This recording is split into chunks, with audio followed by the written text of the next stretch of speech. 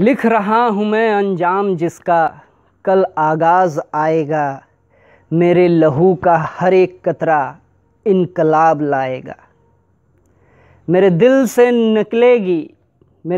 निकलेगी न मरकर भी वतन की उल्फत, मेरी मिट्टी से भी खुशबुए वतन आएगी।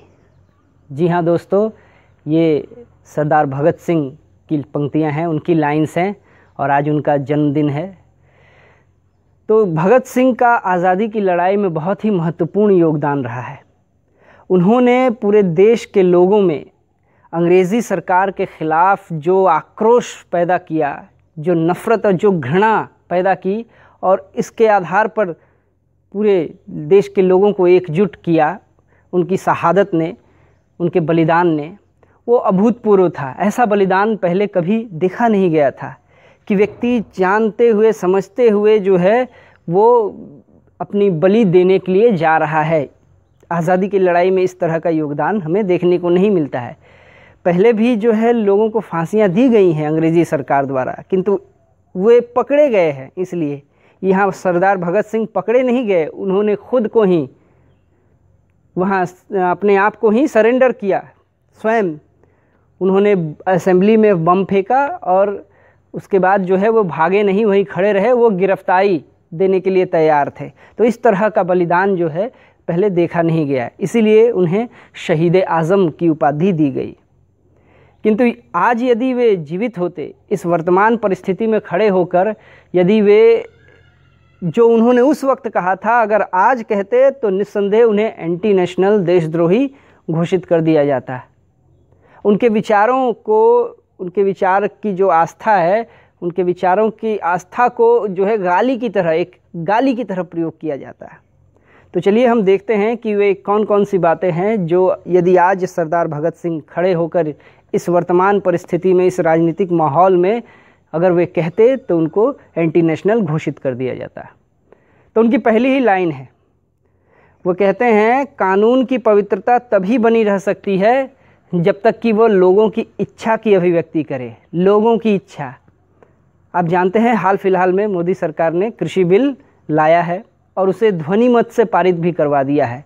सारी संवैधानिक प्रक्रियाओं को ताक पर रखकर, लोकतांत्रिक जो प्रक्रिया है उसको ताक पर रखकर उन्हें जो है ध्वनि मत से बिल पारित करवा दिया है।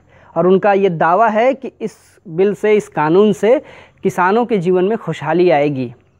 और जो वादा उन्होंने किया था किसानों से कि उनकी आमदनी वो दुगनी कर देंगे, इस कानून से जो है उनका ये वादा पूरा हो जाएगा।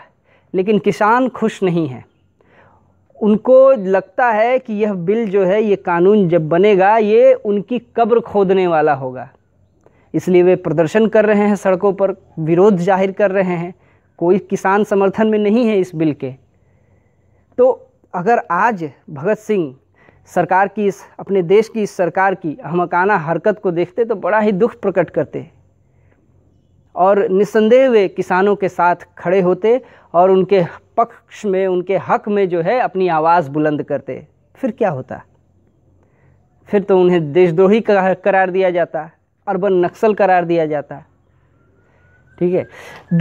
इसके बाद दूसरी जो उनकी लाइंस हैं वे जो है इस बात को बतलाती हैं कि विकास जो है, विकास करने के लिए, विकास के रास्ते को चुनने के लिए हमें, हमारी प्रतिबद्धता क्या होगी, हम किन चीज़ों को लेकर के पूरा निश्चित होंगे, कौन सी चीज़ें हमें निश्चित रूप से करनी है। तो देखते हैं, भगत सिंह कहते हैं कि जो व्यक्ति विकास के लिए खड़ा है उसे हर एक रूढ़िवादी चीज़ की आलोचना करनी होगी, उसमें अविश्वास करना होगा तथा उसे चुनौती देनी होगी। रूढ़िवादी, अरे क्या मतलब है इसका? मतलब क्या भक्त और उनके भगवान वो विकास नहीं चाहते हैं? अरे सरदार जी, आप शायद भूल रहे हैं कि मोदी जी ने कहा था सबका साथ सबका विकास। हालांकि उनके सब में सब शामिल नहीं हैं, बस एक मुट्ठी भर लोग शामिल हैं। और वास्तव में अगर गौर किया जाए तो उनका जो ये स्लोगन है सबका साथ सबका विकास में मित्रों जो है, मित्रों शब्द जो है वो साइलेंट है। ये समझना होगा हमें, सब मित्रों का साथ और सब मित्रों का विकास। वास्तव में ये था स्लोगन, ये अर्थ था। लेकिन वहाँ साइलेंट रह गया मित्रों। तो आज यदि सरदार भगत सिंह खड़े होते इस समय में और इस समय में ये बात कह रहे होते कि रूढ़िवादिता की आलोचना करनी होगी, जैसा कि हम देखते हैं हमारे मंत्री गण जो हैं सारे भयंकर रूढ़िवादिता की बात करते हैं, एक से एक अंधविश्वासों के शहंशाह हैं, सब प्रचार करते हैं और वो दावा करते हैं कि वो विकास कर रहे हैं। और हालांकि ये पूरा जाहिर है कि क्या विकास कर रहे हैं, वो विकास के नाम की आड़ में विनाश कर रहे हैं। इकोनॉमी का तो पूरा बंटाधार कर दिया है उन्होंने। बेरोज़गारी का आलम जो है सबसे ऊपर है, देश की आज़ादी के इतने सालों के इतिहास में सबसे ऊपर है।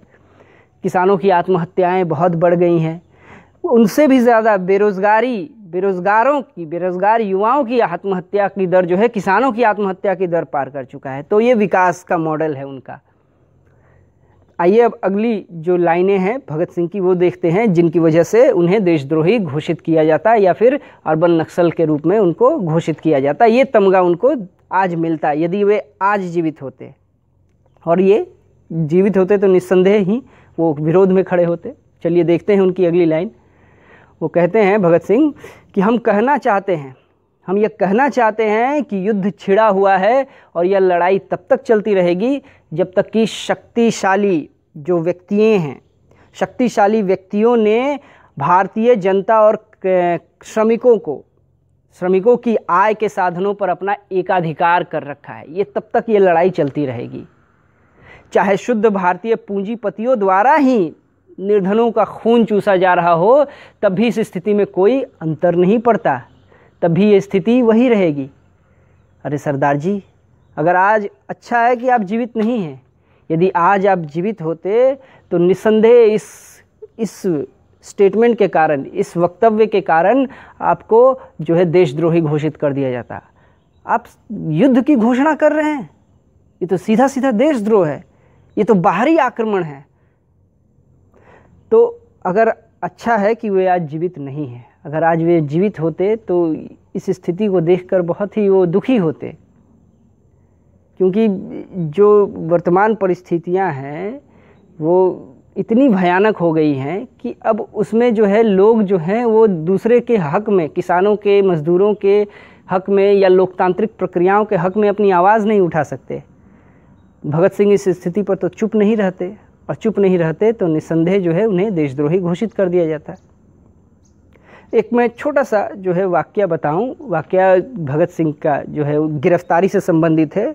उनकी गिरफ्तारी के ठीक कुछ समय पहले भगत सिंह कहते हैं कि मई 1927 में मैं लाहौर में गिरफ्तार हुआ। पुलिस अफसरों ने मुझे बताया कि यदि मैं क्रांतिकारी दल की गतिविधियों पर प्रकाश डालने वाला एक वक्तव्य दे दूं तो मुझे गिरफ्तार नहीं किया जाएगा, और इसके विपरीत मुझे अदालत में मुखबिर की तरह पेश किए बगैर, यानी मुखबिर की तरह उनको पेश नहीं किया जाएगा, गवाह की तरह पेश नहीं किया जाएगा, उसके मुखबिर की तरह पेश किए बगैर रिहा कर दिया जाएगा और इनाम दिया जाएगा। मैं इस प्रस्ताव पर हंसा। तो भगत सिंह जैसे वीर, स्वाभिमानी और सच्चे बलिदानी ही इस तरह के प्रस्ताव पर हंस सकते हैं, वरना इस तरह के प्रस्तावों के लिए तो पलके बिछाए लोग हैं। माफ़ीनामे लिख कर जिन्होंने जो है अपनी निष्ठा जाहिर की अंग्रेज़ों के प्रति, उनको आज भारत रत्न देने की बात की जा रही है, उनको भारत रत्न का दावेदार कहा जा रहा है। तो ये भगत सिंह के बलिदान के साथ, उनकी शहादत के साथ बहुत ही नाइंसाफ़ी है। भगत सिंह ने जो बातें कही, वे बातें यदि आज कही जाएं, जो भी कहता है, हालांकि है कहने वाले लोग हैं, बिना कुछ कहे ही उनको तमगा लग जाता है देशद्रोही का तमगा लग जाता है। उनको जो है एकदम देश विरोधी कर दिया जाता है, करार दिया जाता है, यदि वे किसानों, मजदूरों, छात्रों की हक की बात करते हैं, वे रोजगार की बात करते हैं, वे उन्नति की बात करते हैं, वे लोकतांत्रिक मूल्यों की बात करते हैं, तो उनको देशद्रोही, अर्बन नक्सल, इन उपाधियों से नवाजा जाता है। तो आज की वीडियो में इतना ही। देखते हैं अगली वीडियो में एक नए विषय के साथ हम मिलेंगे। धन्यवाद।